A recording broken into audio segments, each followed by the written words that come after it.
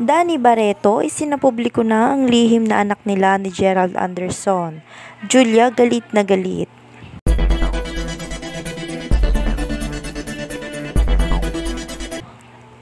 Biglang nabulabog ang mundo ng showbiz nang mag-post si Danny Barreto ng isang cryptic na larawan sa kanyang social media. Isang larawan ng isang batang lalaki. Kapansin-pansin ang mapupungay na mata at matangos na ilong. Sa caption ay simpleng salita.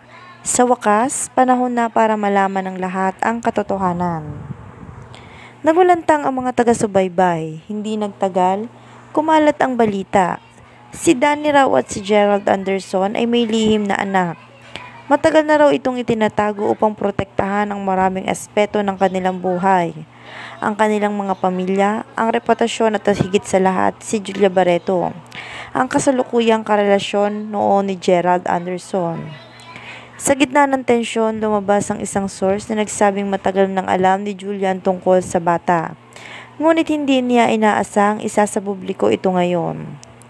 Hindi na siya nakapagtimpi, naglabas na ito ng emosyonal na pahayag. Hindi ko inakala na ang taong pinagkakatiwalaan ko ay may tinatago palang ganito. Galit, lungko, pagkalito. Iyan ang bumalot kay Julia sa loob ng maraming taon. Ipinaglaban niya ang kanilang pagmamahalan kahit pa tinuligsa ito ng publiko. Pero ngayon parang biglang gumuho ang kanyang mundo. Si Gerald naman nanahimik, walang isang salita mula sa kanya. Ngunit ayon sa isang malapit na kaibigan, hindi niya inaasahan na si Danny ang unang aamin nito. Hindi raw ito bahagi ng kanilang usapan.